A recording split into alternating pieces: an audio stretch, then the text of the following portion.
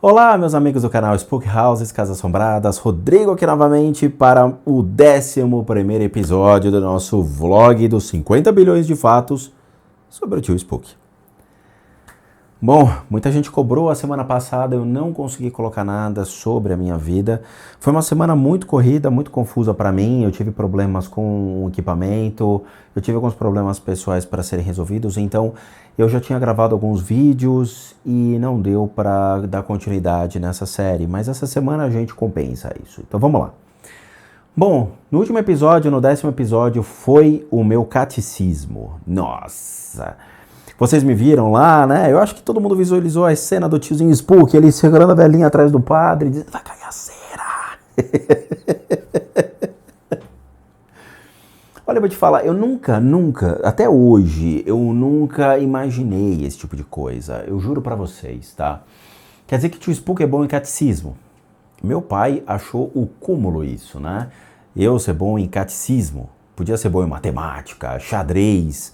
Meu pai era viciado em xadrez. Meu pai, ele aprendeu a jogar xadrez com meu avô. E ele tentou incentivar os filhos a jogar xadrez.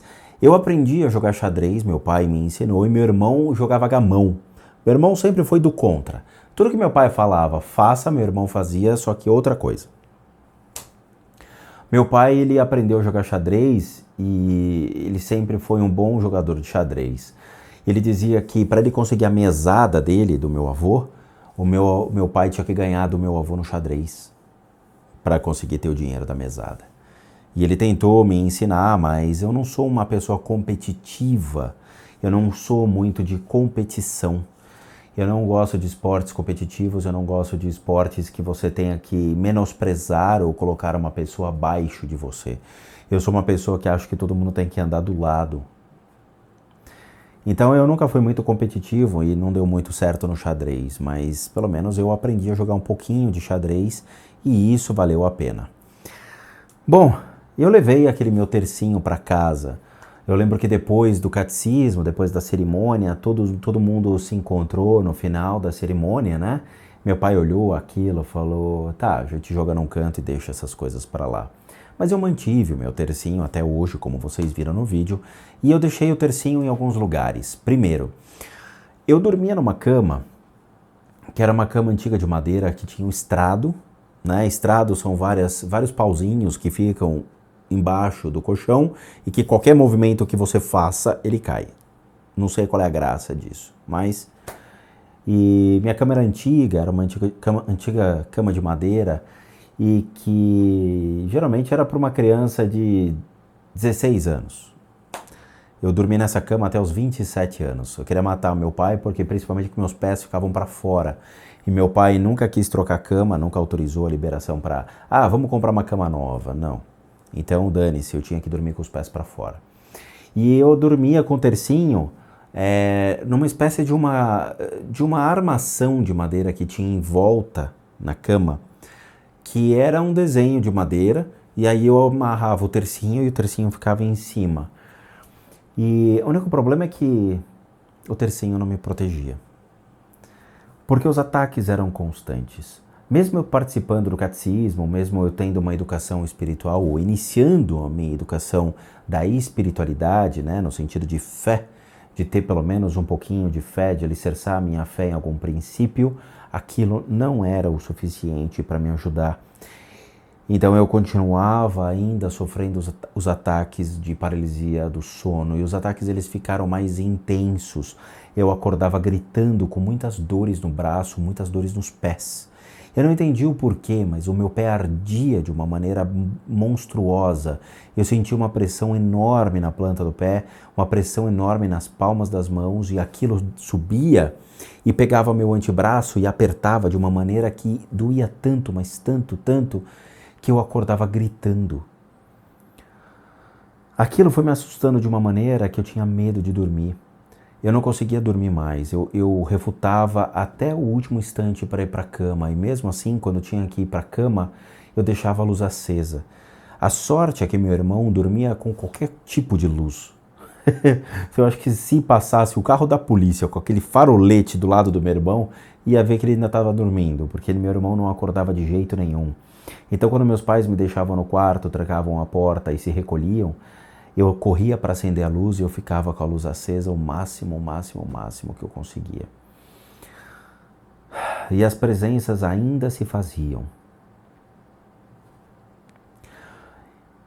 A paralisia do sono é engraçado porque não eram todos os dias que acontecia, era mais ou menos um dia sim, um dia não. Eu realmente ia para a escola tudo moído, tudo quebrado e com muitas dores no corpo. Nessa altura do campeonato, eu acho que eu já devia ter uns 13 para 14 anos. Aos 13 para 14 anos, a gente tinha um período de férias escolares e naquela época eu lembro que a minha avó, mãe do meu pai, tinha me dado um conjunto de Lego. E naquela época o Lego estava começando a conquistar as crianças, não era caro como é hoje, né? Um brinquedo de Lego custa 200, 300 reais, né? É realmente absurdo, naquela época não era tão caro, hoje os brinquedos são muito mais caros. E minha avó me deu de aniversário um conjunto de Lego bombeiro. E eu adorava aquele Lego e tal, e eu tinha o costume de criar e elaborar brinquedos e tudo mais. E como na época eu tinha muitos bonecos do Comandos em Ação, então eu utilizava a ideia do Lego para criar bases do Comandos em Ação, então eu adorava brincar com aquilo. E a minha rua começou a abrir espaço para novas casas. Com as novas casas, novos adolescentes, novos jovens, novas crianças foram se apresentando. E com isso as crianças foram se encontrando na rua para a gente começar a nos conhecer. Então alguns vizinhos começaram a se fazer presentes. Eu tinha então o vizinho, o alemão, que tinha os brinquedos de Lego e eu sempre pegava, brincava com eles. E a casa deles era uma casa completamente assustadora. Mas o curioso é que não tinha nada de mal na casa deles, era simplesmente uma casa assustadora. Mas não era detectado nenhuma presença, nada de mal. Surgiram então novas casas. O meu vizinho da frente chamava-se Átila. O Átila, se não me engano, ou ele era australiano ou era inglês, tá? O Átila, ele tinha alugado, acho que a casa da frente para morar, ou comprado a casa da frente. A casa da frente era a casa mais espetacular da rua. A casa que ficava em frente à minha, ela tinha um desenho muito legal, que era um desenho em forma de barco. É sério isso. A garagem dela era enorme e em cima você tinha a parte como se fosse um barco mesmo, onde as pessoas podiam se debruçar, e em cima um enorme observatório que foi criado para você poder ver a lua, ver os astros e tudo mais. Eu não sei quem foi que criou aquela casa, mas ele havia criado uma estrutura impressionante e chamou muito a atenção de todo mundo. E veio essa família, eles falavam português, mas eu acho que a língua que eles mais falavam na casa era o inglês, e a gente ficou amigo. O Átila entrou em casa, minha mãe foi conversar, né, dar boas-vindas à mãe dele, e descobriu que tinha esse menino, e esse menino começou a frequentar a minha casa. Mas a sorte é que o Átila falava um pouco de português, porque eu, aos 13, 14 anos, não tinha a menor noção de idiomas, não tinha. Hoje um menino de 12, 13 anos sabe falar muito bem inglês, mas em 1980, eu tinha 13 anos, 1988, inglês? Não se fazia necessário inglês. Hoje se faz, mas naquela época não. Então começaram a aparecer jovens. Nós brincávamos de Comandos em Ação na rua, brincávamos de polícia e ladrão, brincávamos de esconde-esconde e principalmente a febre daquela época era a briga entre a Caloi e a BMX. Nós descíamos aquela rua a milhão, brincávamos de bicicleta, cada um com a sua bicicleta. E eu adorava, tinha a minha Calóizinha antiga, toda enferrujadinha e tal, mas era uma bicicleta incrível. A gente descia aquela rua e se divertia. O banco da minha bicicleta era engraçado, porque hoje a gente tem aqueles bancos que são formato de selim, né, que é pequenininho. O meu banco era enorme, era um banco inteiro, assim como se fosse aqueles bancos de carro antigo. Era muito legal aquela bicicleta, era única. E eu me divertia, a gente se divertia muito. E à noite, de novo, aquela energia ruim de esperar o meu pai para jantar e ter essas presenças mais fortes. Bom, Infelizmente, nessa época, aos 14 anos de idade, aconteceu uma coisa muito ruim comigo. E essa é uma lembrança muito ruim. Eu não sei se era uma quinta ou sexta-feira, eu não lembro. Eu também não tenho muito o que lembrar nesse dia.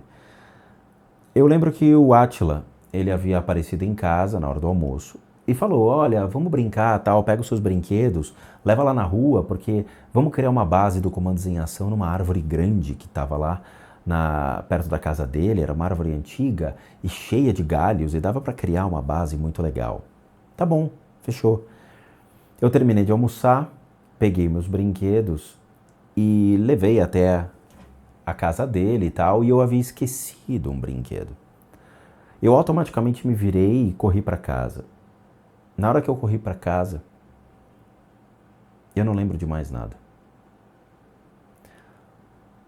A única coisa que eu lembro, e que é nítido mesmo, foi uma luz branca se abrindo e eu entrei nessa luz branca. E eu fui subindo como se alguém me pegasse assim, ó, sem brincadeira, eu fui subindo assim. Eu fui olhando, olhando, olhando, e era um branco, branco, branco. Na hora que eu subi, eu vi a minha bisavó lá em cima. A minha bisavó olhou para mim e falou, Rô, não é sua hora. Desce. Tem muita gente que precisa de você. Eu acordei. A casa do Átila ficava mais ou menos uma casa recuada da minha, bem de frente. Eu acordei e eu estava uma casa de distância da minha. Eu estava todo sujo. Eu levantei do chão, botei a mão na cabeça, eu falei, o que aconteceu? Eu levantei, tirei a poeira. A única coisa que eu queria era voltar para casa. Eu corri para casa e atrás de mim veio um senhor. Ele me pegou correndo, falou, menino, menino, menina, você tá bem? Eu não, o quê? Não sei, não sei. E ele me colocou dentro do carro dele e a gente foi pro hospital. O carro dele estava amassado no capô. Eu entrei no hospital, eu lembro daquela maca, me colocaram sobre uma maca e a porta batia. Eu era levado para uma sala e a porta batia e aquela luz piscava. Me levaram para uma sala e começaram a mexer na minha cabeça. O que será que está acontecendo, né? Eu olho, a maca estava ficando vermelha. Me deram uma anestesia e eu dormi. Eu levantei, meus pais estavam no hospital, assustados. Eu não sabia o que tinha acontecido. Eu passei a mão na minha cabeça e tinha um buraco na cabeça com um curativo. Minha mãe gritava desesperadamente e meu pai só olhava para minha cara. Lá vai o Rodrigo dar mais problema pro pai dele. A gente foi para casa, meu pai tinha uma Brasília na época. Depois, meu pai teve uma Brasília e depois teve uma Caravan. A gente tinha uma Caravan, que era um carro antigo. Ele era marrom, se não me engano. Era engraçado porque a Caravan, os vidros todos manuais, o carro todo manual, não tinha nada de tecnologia que a gente tem hoje. E o forro dele era engraçado porque era um desenho marrom horroroso na lateral. Eu só escutava meus pais brigando. Fui para casa, eu nem sabia o que tinha acontecido e depois eu perguntei para minha mãe. Ele tinha sido atropelado. Um Passat de cor verde, aqueles Passats de aço galvanizado duro, me pegou na porta de casa. Devia estar uns 60 por hora. Eu bati no capô do cara e voei. Eu rolei no chão e eu bati a cabeça numa pedra. Eu não quebrei nada. eu simplesmente bati a cabeça na queda.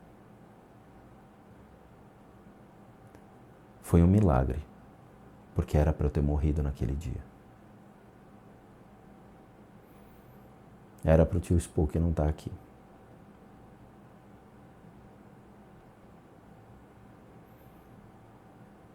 Foi uma sensação muito ruim.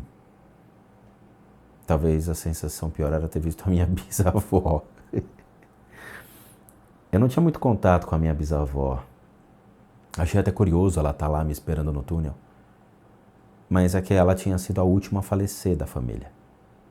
Então, possivelmente, ela seria responsável por me receber e me acompanhar naquele momento. Mas eu não sei te falar o porquê. Mas ela estava lá, no final do túnel branco.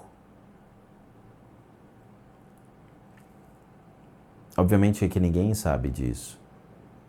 Porque meu pai nunca ia aceitar um negócio desse, nunca ia realmente acreditar que eu entrei num túnel branco e vi minha bisavó lá. Nunca. Ninguém. Então eu preferi ficar quieto. Preferi ficar quieto em silêncio. Melhor coisa a ser feita. E isso é verdade.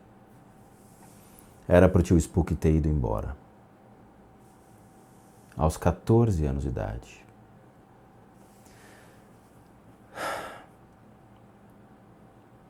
É uma lembrança muito ruim. Não é uma lembrança muito legal. Mas a sorte é que, de novo, eu recebi uma proteção. Eu sei que aquele dia eu fui abençoado, porque é impossível sobreviver a um acidente desse tipo e é impossível não ter quebrado nada. Eu tenho certeza que Deus, a mão de Deus me segurou naquele momento. Eu tenho certeza que a mão de Deus impediu com que uma criança de 14 anos que estaria sendo preparada para servir a Deus fosse levada. Então ele se assegurou de que nada de mal iria acontecer comigo.